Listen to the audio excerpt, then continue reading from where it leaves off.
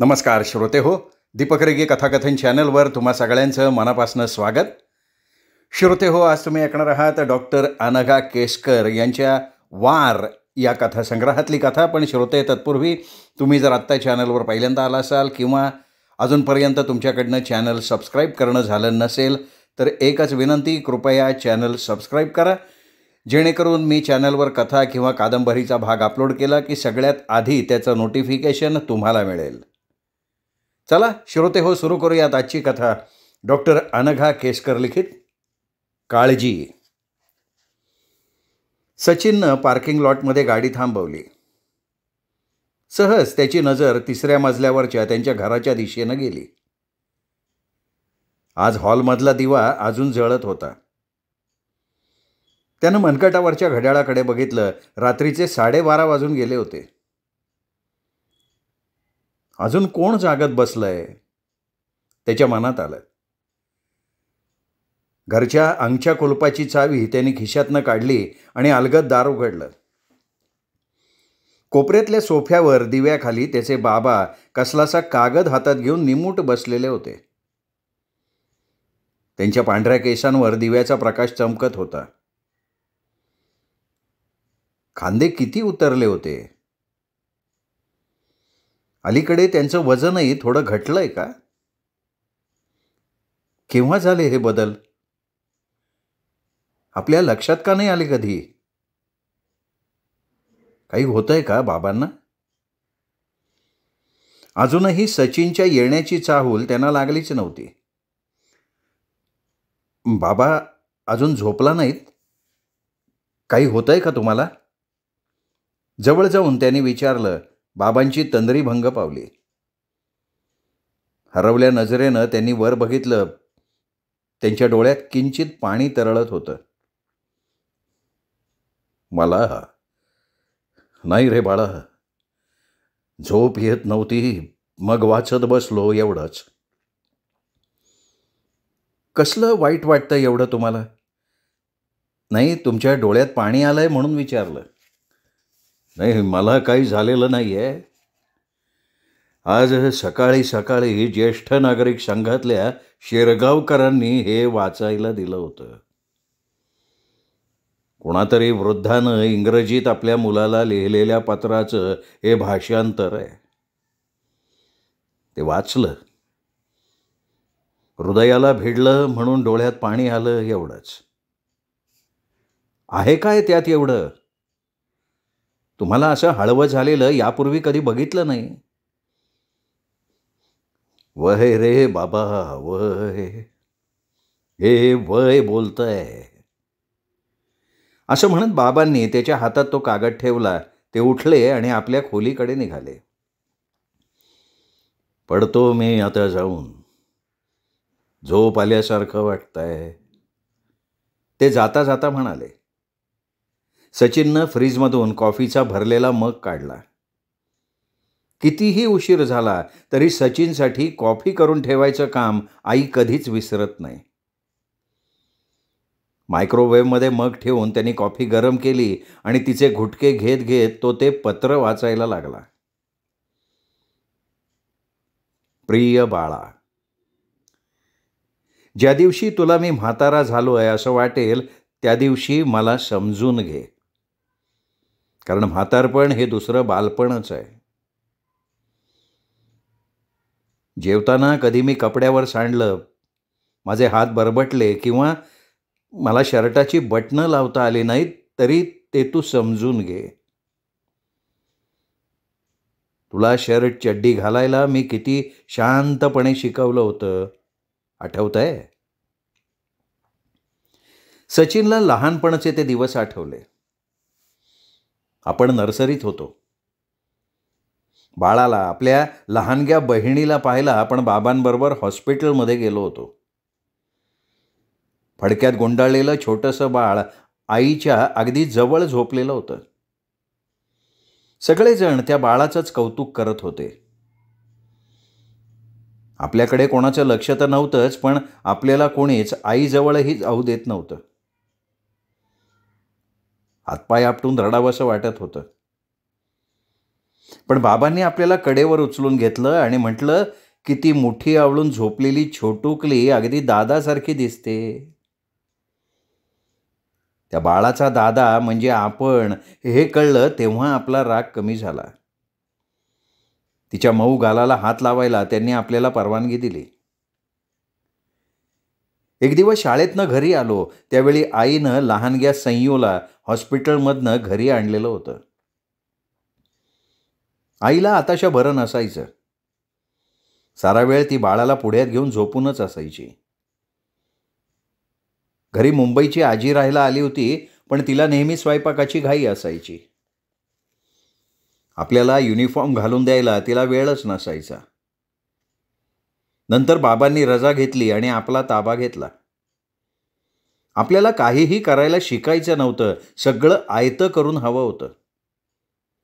जसं पूर्वी आई आपलं करून द्यायची आणि आता बाळाचं करत होती तसं. आपण रडून थैमान घालत असू, पण बाबांनी एक एक करून सगळं शिकवलं. एकदा आपण त्यांना कंगवा फेकून मारला तेव्हा त्यांनी जोरात थप्पडही मारली होती. आईला त्याचा राग आला, पण मारून मुटकून का होईना आपण हळूहळू शिकत गेलो. बाबांनीच आपल्याला शर्टची बटणं लावायला आणि त्यावर टाय अडकवायला शिकवलं. पॅन्टवर पट्टा कसा लावायचा हेही त्यांनीच शिकवलं होतं. बुटाची लेस बांधायला तर आपल्याला किती दिवस जमतच नव्हतं.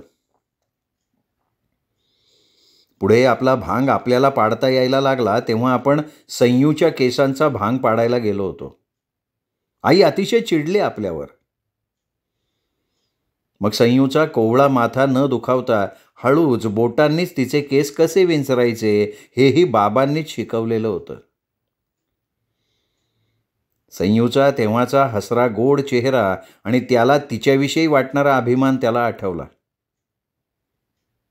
मनात कोवळीक दाटून आली. ही कोवळीकीची भावना पुढे का आटली? तिचा रडूबाईपणा नकोसा वाटायला लागला म्हणून, का संयूकडे बाबांचा जास्त ओढा आहे हे लक्षात आलं म्हणून, का मुलगी म्हणून आईने तिची जास्त गय करायला सुरुवात केली तेव्हा आपण कोरडे व्हायला लागलो? नक्की ठरवता येईना. बाबांनी आपल्याला खूप गोष्टी शिकवल्या हे कबूल, पण नंतर आपले मित्र आले की त्यांच्यासमोर कशाला काही सांगायचं. आपल्याला त्यांचा प्रचंड राग यायचा, खिजवल्यासारखं वाटायचं. त्यामुळेच शेजारचा चिनू आपल्याला बावळट समजतो, हसतो हे बाबांना कधी कळलंच नाही. मग आपणही उलटून बोलायला लागलो. आपलं वागणं त्यांना उर्मटासारखं वाटायचं आणि आपण त्यांच्यावर आतल्या आत चिडत राहायचो. तो राग त्यांना कसा सांगायचा हे आपल्याला कधी कळलंच नाही. सचिन पुढे वाचायला लागला. कित्येकदा मी एकच गोष्ट तुला पुन्हा पुन्हा सांगत असेन, पण मला थांबवू नकोस. ऐकून घे. तुला माहिती आहे का, तू लहान असताना तुला झोपवताना एकच गोष्ट 1001 वेळा मी तुला सांगत असे, अगदी तू गाढ झोपेपर्यंत. रोज रात्री अभिमन्यूची गोष्ट ऐकल्याशिवाय आपल्याला झोप यायची नाही. तरीसुद्धा एकतरी नवी गोष्ट आपल्याला रोज हवी असायची. ससा आणि कासवाची बाबांनी रचून सांगितलेली गोष्ट त्याला आठवली. एकदा गोष्टीतला ससाच जिंकावा असा हट्ट सचिननं धरला होता. मग बाबांनी सशाला हेलिकॉप्टरमध्ये बसवून कासवाच्या पुढे जाऊ देऊन जिंकू दिलं तेव्हा कुठे सचिन शांत झाला होता. कॉमिक्समधल्या गोष्टी तोंडपाठ होईपर्यंत आपल्याला बाबांनी सांगितल्या. दुष्ट माणसाविषयी सांगताना त्यांचे डोळे मधूनच मोठे व्हायचे, आवाज घोगरा व्हायचा. चष्म्याच्या आडून ते डोळे खूप भयानक दिसायचे. मग संयू घाबरून आपल्याला चिपकायची. आपल्यालाही भीती वाटत असायची, पण आपण तिला दूर ढकलून शूरपणाचा आव आणायचो. गोष्टीतली एक ओळ जरी बाबांनी गाळली तरी आपण त्यांना पुन्हा पहिल्यापासून गोष्ट सांगायला लावत असू. रोज संध्याकाळी कॉमिक्स घेऊन त्याला आणि संयूला बाबा गोष्टी सांगायचे. कुठली गोष्ट सांगायची यावरून त्या दोघांची आपसात चांगलीच जुंपायची. बाबा संयूला त्याच्या तावडीतून सोडवायचे आणि दोघांना पटेलसा मध्यम मार्ग काढायचे. आईने लावलेल्या शिवरंजनी उदबत्तीचा वास घरात भरलेला असायचा. त्याबरोबर येणारा गरम पोळीचा वास आणि मागोमाग येणारे आईची हाक. आत्ताही तो वास त्याच्या मनात दरवळला. पुन्हा एकदा तो स्वतःशीच हसला. पत्रात पुढे लिहिलं होतं, जर मला एखाद्या दिवशी आंघोळीला सुट्टी घ्यावीशी वाटली तर माझी लाज वाटून घेऊ नकोस किंवा मला रागवूही नकोस. आठवतंय तुला? तुझ्या लहानपणी तुला आंघोळ घालण्यासाठी तुझ्या मागून मी धावायचो आणि तू आंघोळ करावीस म्हणून हजारो कारणं रचून सांगायचो. जुन्या घरातली छोटीशी निजायची खोली सचिनला आठवली. सुट्टीच्या दिवशी बाबा अंगाला तेल लावून देऊन सागर संगीत आंघोळ घालायचे. बाबांनी आंघोळीनंतर घालण्यासाठी त्याचे पलंगावर रचून ठेवलेले कपडे आठवले. एवढ्याशा खोलीत त्यांनी केलेली पळापळ आठवली. पलंगाखाली त्याचं लपून राहणं आणि बाबांचं लटकं शोधणं आठवलं. आंघोळ न करणाऱ्या घाणेरड्या विनूची गोष्ट सांगत तेलाने डोक्याला अंगाला केलेलं मालिश आठवलं. म्हैसूर सँडल सोपचा वास, डोक्यावर पाणी घालताना भुडुष्य असा केलेला तोंडाचा आवाज आणि शेवटी डोक्याभोवती फिरवलेलं पाणी. अंगाभोवती टॉवेल लपेटताना त्यांचं सचिनला हृदयापाशी कवटाळून घेणं. आंघोळ करून आल्यावर तो हमखास टॉवेल फेकून देऊन खिडकीच्या गजांवर चढून बसायचा. बाबा त्याला खाली बोलवायचे. दारात उभं राहून आई त्यांच्याकडे बघत असायची. नको रे राजा अंग असं वाऱ्यावर वाळवू, असं विनवताना बाबांच्या डोळ्यातून ओसंडणारं प्रेम आठवलं. हे सगळं आपण विसरून गेलो होतो. असं कसं झालं? तो पुढे वाचायला लागला. मी तुला खूप गोष्टी शिकवल्या. व्यवस्थित जेवायला, नीट कपडे घालायला, आयुष्याशी सामना करायला. आयुष्याशी सामना करायला या शब्दांशी सचिन अडखळला. बाबांनी बाकी सगळं शिकवलं असेल, पण आयुष्याशी सामना करायला खरंच शिकवलं? ते जर त्यांनी शिकवलं असतं तर आपण इतके पुळचट राहिलो नसतो. अनुजसारखं बेदरकारपणे मोटरबाईक चालवणं आपल्याला जमलं असतं. शर्मिलासारख्या चिकण्या पोरी डोळ्यात प्राण आणून आपल्याकडेही पाहत राहिल्या असत्या. हॉस्टेलला राहायला जाताना रॅगिंगच्या कल्पनेनं आपण नर्व्हस झालो नसतो. लहानपणापासून आपल्याला फार जपलं बाबांनी. काही गरज नव्हती एवढं जपायची. वळण लावण्याच्या नावाखाली बावळट्ट वाटणे इतकं साधं राहायला त्यांनीच भाग पाडलं. कॉलेजच्या पिकनिकमध्ये उगाच नाही मुलींनी लई सभ्य म्हणून आपली टिंगल केली. ते ह्युमिलिएशन काय असतं ते बाबांना कधी कळेल. फोड करून सांगणं तेव्हाही आपल्याला जमलं नाही आणि आता पुलाखालून इतकं पाणी गेलंय की त्या गोष्टी उगाळण्यात अर्थ राहिलेला नाही. सचिनच्या कपाळावर आठी पडली. नकारार्थी मान हलवत तो पुढच्या परिच्छेदाकडे वळला. तुझ्याशी बोलताना जर कधी माझी आठवण अडखळली तर मला ते आठवायला पुरेसा वेळ दे. आणि समजा मला आठवलंच नाही तर काळजी करू नकोस. कारण खरं सांगू का, मी तुझ्याशी काय बोलतोय हे महत्वाचं नाहीच आहे. पण माझ्या शेजारी बसून तू माझं बोलणं ऐकतोयस हेच माझ्यासाठी महत्वाचं आहे. मला तुझ्या त्या संगणकातलं किंवा अत्याधुनिक इलेक्ट्रॉनिक उपकरणातलं पटकन काही कळणार नाही, पण रागवू नकोस. माझा हात इतका भरभर चालत नाही आणि माझ्या सहज प्रतिक्रियाही खूप मंदावल्यासारख्या झाल्या आहेत. अलीकडे आईबाबांच्या मंदावलेल्या हालचाली सचिनच्या डोळ्यांसमोर आल्या. रोजच्या धकाधकीत दिवसचे दिवस आईबाबांशी बोलायला आपल्याला फुरसतच मिळत नाही. आपलं बोलणं खरंच त्यांना इतकं महत्त्वाचं वाटत असेल? कधी हे ध्यानातच आलं नाही. आपण सांगितलेली एखादी गोष्ट त्यांना खरंच समजत नसेल का? तेवढ्यासाठीच ते ती गोष्ट पुन्हा पुन्हा विचारत राहतात का? का आपल्याला जास्त वेळ बोलत ठेवण्याचा तो बहाणा असतो?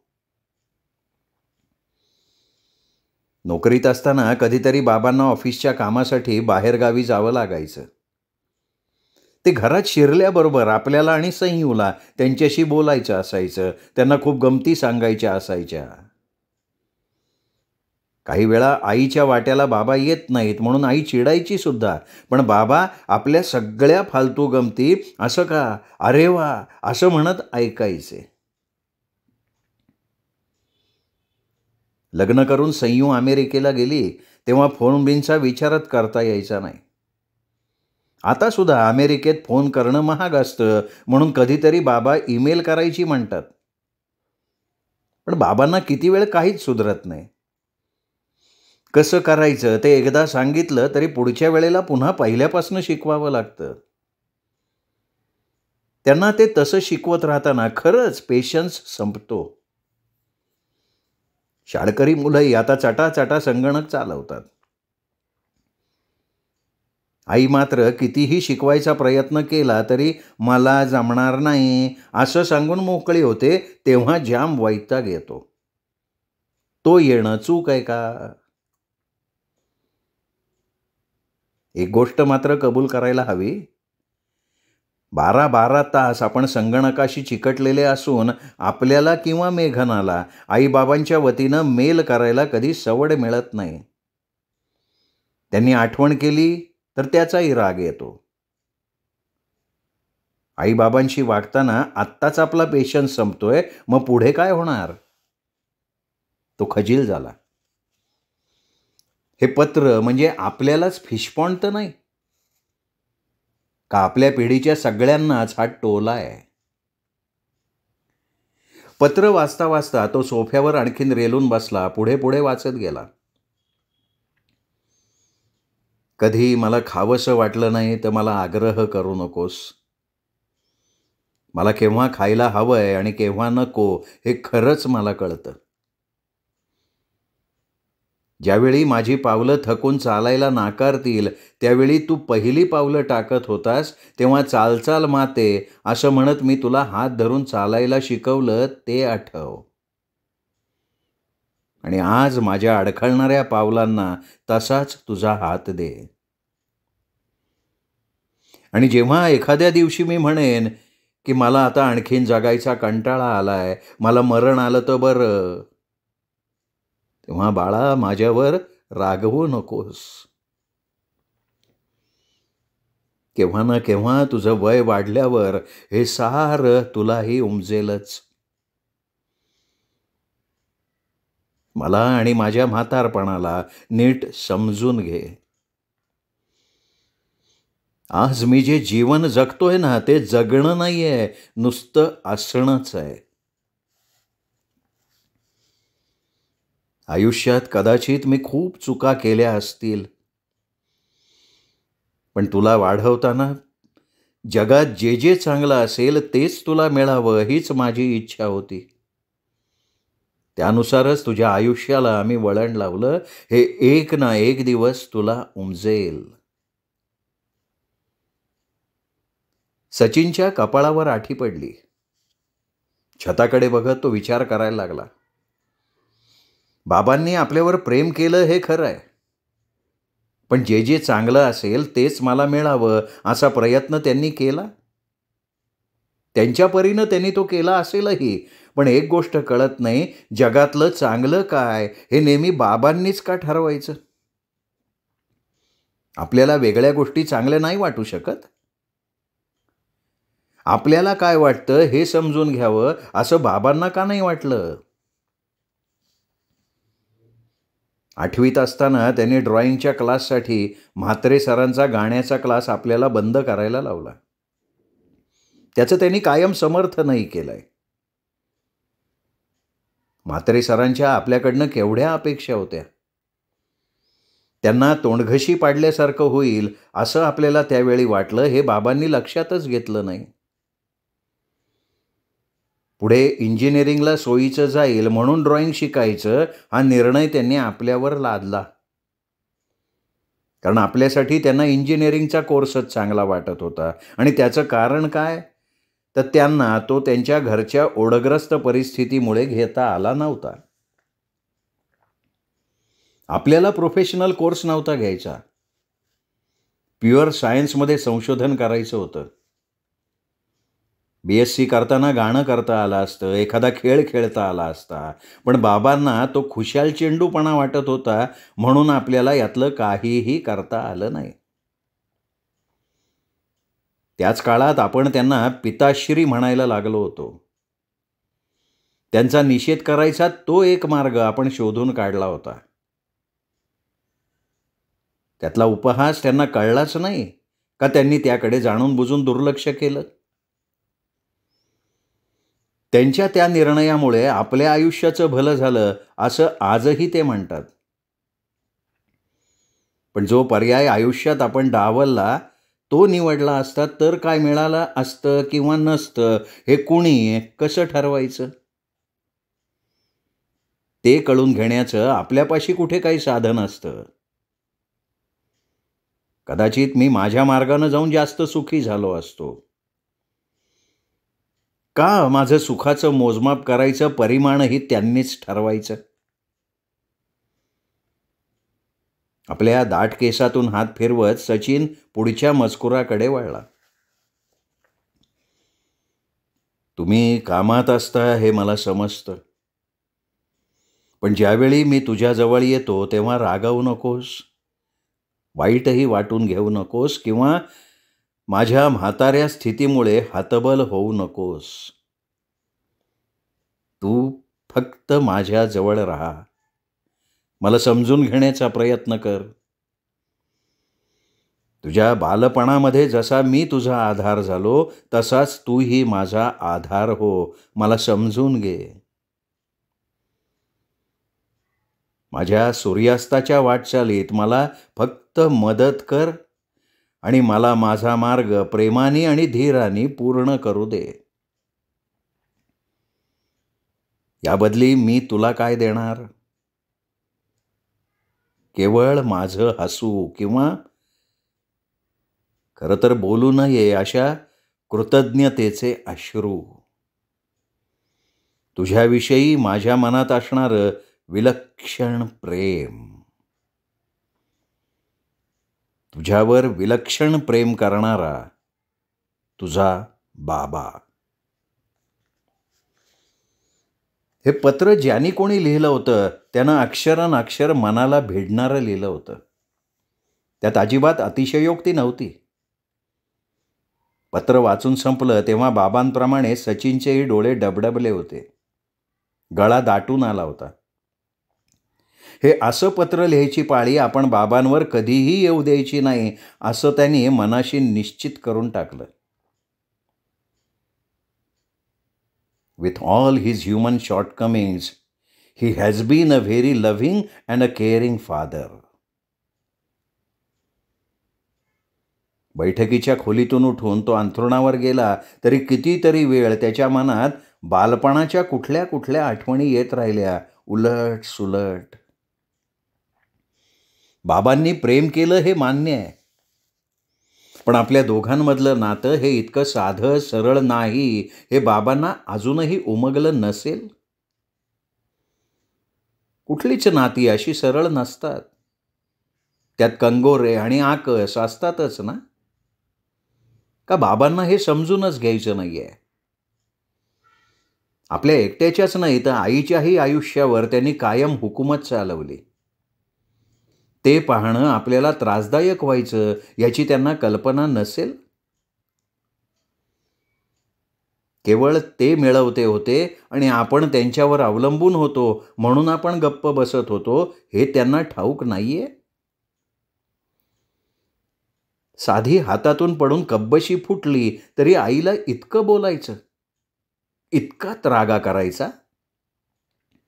तिने तरी मुकाट्यानं मान खाली घालून ते का ऐकून घ्यायचं? आपल्या डोळ्यादेखत हे चाललेलं असताना तिला बोललेले अपशब्द मुकाट्यानं ऐकताना आपल्याला षंढासारखं वाटायचं. आईचं रक्षण करण्याइतके गट्स आपल्यात नाहीत म्हणून स्वतःचा तिरस्कार वाटायचा. आईचं वागणं सुद्धा आपल्याला कधी समजलं नाही. तिने बाबांच्या विरुद्ध कधी निषेधाचा साधा शब्द तोंडातनं काढला नाही. ती कायम त्यांचा शब्द झेलतच राहायची. आपल्या या वांझोट्या चिडीनं आपण आईवरच रागवत राहिलो आणि आतल्यात खंतावत राहिलो. त्यांनी तिच्यावरचा अन्याय दुप्पट झाला. आपलं तरुणपण या सगळ्या गोष्टींमुळे काळवंडलं हे कसं विसरायचं? त्यांनी केलेली हुकुमशाही आपण इतक्या सहजी विसरलो असं जर त्यांना वाटत असेल तर he is living in fantasy world. कुटुंबाचं कर्तेपण आजोबांकडनं बाबांकडे येतानाच्या घरातल्या सत्ता बदलाला आपण साक्षीदार आहोत. अगदीच न कळण्या इतकं आपलं वय लहान नव्हतं. त्यावेळी आजोबांची झालेली घुसमट बाबांना समजली नसेल, पण आपल्याला त्यांच्या तोंडून ऐकू येणाऱ्या करुणाष्टकातून कळायची. त्यावेळी आपण आजोबांच्या गळ्यात हात टाकून आपल्या भावना व्यक्त केलेल्या त्यांना कळायच्या, पण बाबांना नाही. असं हे वागण्यात बाबांची काही चूक होती का? तसं नाही म्हणता यायचं. ती जगरहाटी आहे. पण आपला जीव तेव्हा आजोबांसाठी तुटायचा आणि मुख्य म्हणजे ते कुणाला सांगता यायचं नाही. बाबांना नाही की आईला नाही.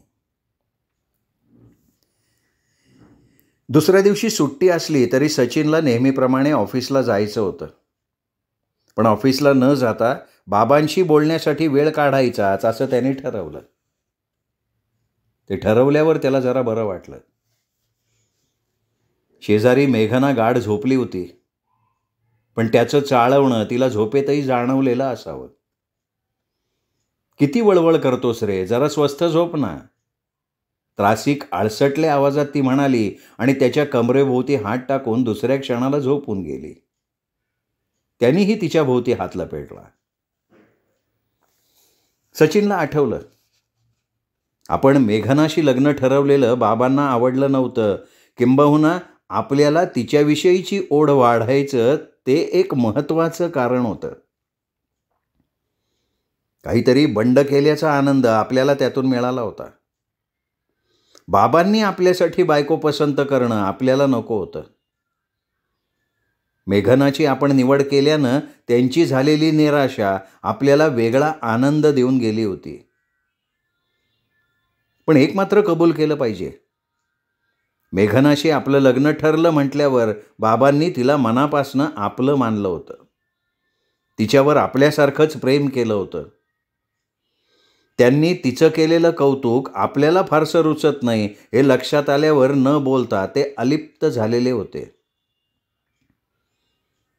आपल्यावरच्या प्रेमामुळेच त्यांना हे शक्य झालं ना.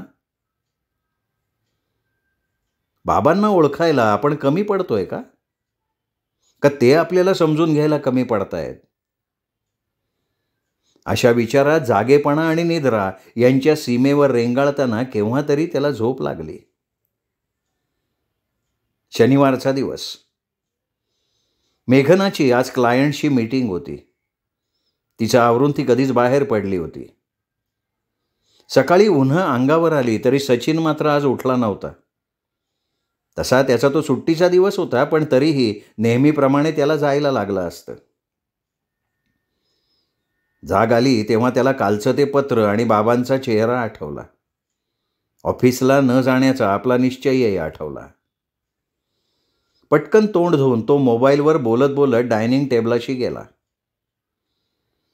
महत्त्वाच्या काही घरगुती कारणानं आपल्याला आज ऑफिसात येता येणार नाही हे सांगत असताना बाबा पाणी प्यायला तिथे आले. त्यांनी ते बोलणं ऐकलं आणि आश्चर्याने मुलाकडे बघितलं.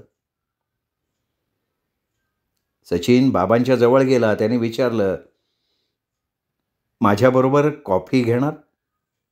थोडं बोलायचं आहे तुमच्याशी.